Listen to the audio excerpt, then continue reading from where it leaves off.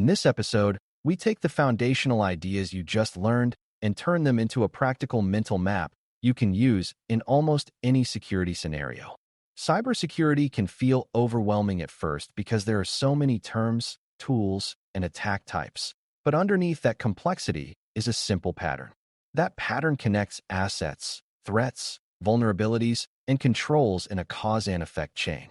When you understand how these pieces fit together, you stop seeing isolated facts and start seeing a system. The GISF exam frequently tests whether you can recognize this relationship in a short scenario and reason through it clearly. Our goal is to make that reasoning process feel automatic and structured rather than confusing or guess-based. Before we continue, a quick note. This audio course is a companion to our course companion books. The first book is about the exam and provides detailed information on how to pass it best. The second book is a Kindle-only ebook that contains 1,000 flashcards that can be used on your mobile device or Kindle. Check them both out at Cyber.Me in the Bare Metal Study Guide series. Let's begin with assets, because everything in security starts there. An asset is anything that has value to an organization and therefore needs protection.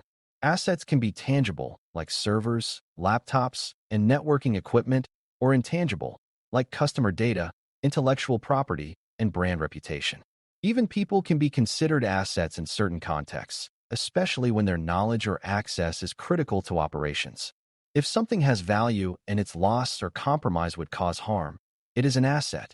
The reason this matters is that security does not protect technology for its own sake. It protects what the technology supports. When reading an exam question, one of your first tasks should be identifying what asset is truly at risk. Once you identify the asset, the next part of the map is the threat. A threat is a potential source of harm that could negatively affect the asset. Threats can be intentional, such as cybercriminals seeking financial gain, or unintentional, such as an employee making a configuration mistake. Natural events like floods or power outages can also be threats when they affect systems. The important idea is that a threat has the capability or potential to cause damage, but it does not automatically succeed. Threats become dangerous when they can exploit a weakness. On the exam, you may see a scenario that describes an attacker sending phishing emails, and your job is to recognize that the phishing campaign is the threat targeting user credentials as the asset. That leads us to vulnerabilities, which are weaknesses that threats can exploit. A vulnerability might be technical, like outdated software that has known security flaws. It might be procedural, like a lack of formal access review. It might also be human, such as employees who have not been trained to recognize social engineering attempts. The key is that a vulnerability creates an opportunity for a threat to succeed. Without a vulnerability, a threat may exist but cannot easily cause harm. For example, if an organization applies security patches promptly, many software-based attack threats lose their effectiveness. When analyzing questions, ask yourself what weakness is being described, because that weakness is often the vulnerability the threat is exploiting. Now we introduce controls, which are safeguards designed to reduce risk. A control can prevent an incident, detect it, or help recover from it. Controls can also be categorized as administrative, technical, or physical. Administrative controls include policies, training, and procedures. Technical controls include firewalls, encryption, and access control mechanisms. Physical controls include locks, security guards, and surveillance systems. Controls exist to address vulnerabilities or limit the impact of threats. When you read a scenario on the exam, one common task is to choose the control that best addresses the identified vulnerability.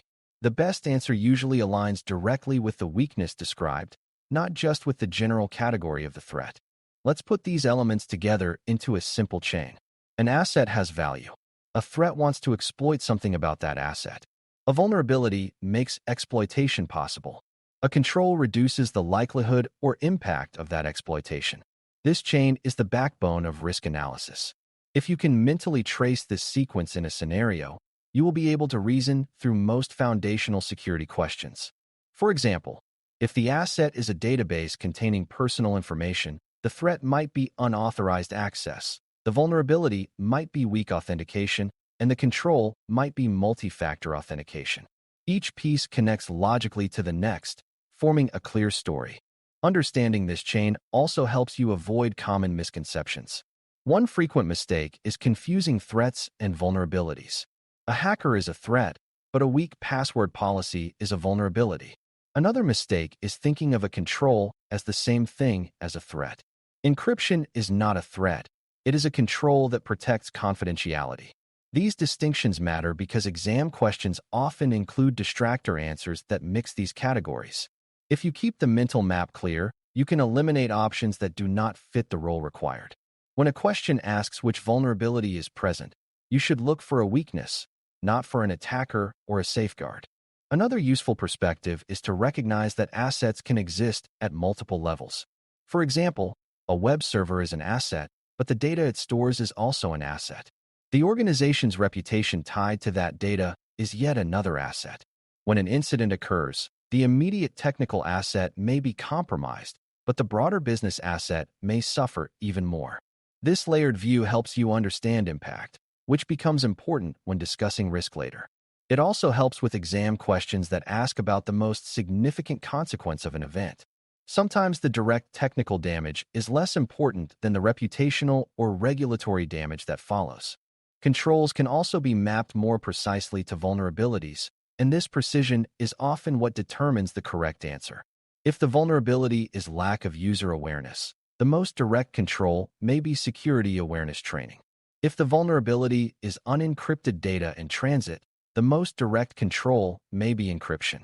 Choosing a control that does not directly address the weakness may still improve security, but it may not be the best answer in the context of the question. The exam often rewards the most targeted and efficient solution rather than the most complex or expensive one. That is why identifying the exact vulnerability is so important before selecting a control. It is helpful to consider that controls can operate at different stages. Preventive controls aim to stop an incident from happening in the first place. Detective controls aim to identify incidents when they occur. Corrective controls aim to restore systems after an incident. For example, strong authentication is preventive, intrusion detection systems are detective, and backups are corrective. In a scenario, if an organization already suffered data corruption, a corrective control may be the best immediate step. If the goal is to reduce the likelihood of future compromise, a preventive control may be more appropriate. Understanding the stage at which a control operates sharpens your ability to choose correctly. Mapping assets, threats, vulnerabilities, and controls also supports communication with business leaders. Security professionals often need to explain why a certain investment is necessary. By describing the valuable asset, the realistic threat, the existing vulnerability, and the proposed control, the reasoning becomes clear and logical. This structured explanation ties technical measures to business impact. Even as a beginner, practicing this mapping helps you think like a professional. It moves you from reacting to isolated issues to understanding the broader system of risk management. On the exam, this structured thinking often reveals the correct answer more clearly than memorized definitions. Let's look at a simple example to reinforce the map. Imagine a company allows employees to use personal devices to access corporate email. The asset is the email system and the information it contains. A threat might be malware infecting a personal device. The vulnerability could be the lack of security controls on those devices. A control might be implementing a mobile device management policy that enforces security settings. When you break the scenario down this way, the relationships become obvious. Instead of feeling overwhelmed by details, you focus on the logical chain connecting each element. Another example might involve a public-facing website. The asset is the website and its underlying database. A threat could be a malicious actor attempting to exploit a software flaw. The vulnerability might be outdated software that has not been patched. The control would be a patch management process to update software regularly. Notice how the control directly addresses the vulnerability, which reduces the effectiveness of the threat. When you practice breaking scenarios into these components, you train your brain to look for alignment between weakness and safeguard. That alignment is often the key to answering exam questions efficiently. As you continue studying, try to mentally label each new concept you learn as either related to assets, threats, vulnerabilities, or controls. For instance, encryption is a control. Phishing is a threat method. Lack of input validation is a vulnerability. Customer records are an asset. This habit strengthens your internal map and reduces confusion. When you encounter complex scenarios later, you will have a familiar structure to organize the information. The more automatic this categorization becomes, the faster you can reason through questions under time pressure. To conclude, mapping assets, threats, vulnerabilities, and controls provides a clear and repeatable way to analyze cybersecurity situations. Assets represent what the organization values. Threats represent potential sources of harm. Vulnerabilities are weaknesses that allow threats to succeed. Controls are safeguards that reduce the likelihood or impact of exploitation. By tracing the logical chain among these elements, you can interpret scenarios, eliminate incorrect answers, and select the most appropriate control. If you carry one decision rule forward, let it be this. Whenever you read a security scenario, first identify the asset, then the threat, then the vulnerability, and only then choose the control that most directly reduces the resulting risk. Thanks for listening. For more audio courses, daily newsletters, and more, please visit baremetalcyber.com.